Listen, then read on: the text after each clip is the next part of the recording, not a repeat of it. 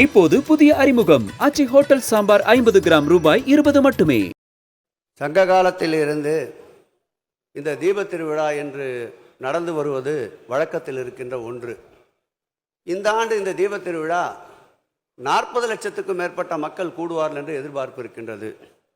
அதை அடிப்படையாக வைத்துத்தான் நம்முடைய தமிழ்நாட்டுடைய துணை முதலமைச்சர் அவர்கள் 18/10/2024 அன்று நேரடியாக திருவண்ணாமலைக்கு கார்த்திகை தீபத்திற்கு கிரிவல பாதையிலே கலாழ்விக்கு வந்தார்.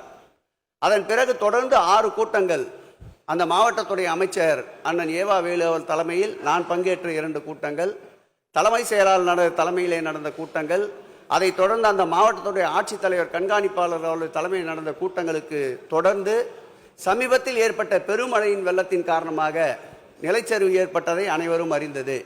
அதை போர்க்கால அடிப்படையில் நம்முடைய மாண்புமிகு முதலமைச்சர் அவர்கள் தீர்த்து வைத்ததையும் இந்த மன்றம் அறியும்.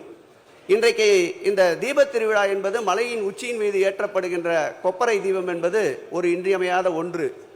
சான்றோர்கள் காலத்திலிருந்து எடுக்கப்பட்ட இந்த விழா தடைபடக்கூடாது என்று மாண்புமிகு முதல்வர் அவர்கள் உத்தரவிட்டிருக்கின்றார்.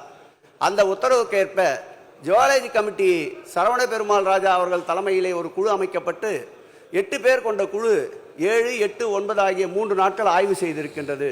அந்த ஆய்வின் அடிப்படையில் இன்றைக்கு மாண்புமிகு முதலமைச்சர் அவர்களிடத்தில் அறிவித்திருக்கின்ற அறிக்கையின்படி முதலமைச்சர் அவர்கள் எங்களுக்கு உத்தரவிட்டிருக்கின்ற நிலை என்னவென்றால் 350 கிலோ கொண்ட கொப்பரை அந்த திரிகளை மேலே எடுத்து செல்ல வேண்டும்.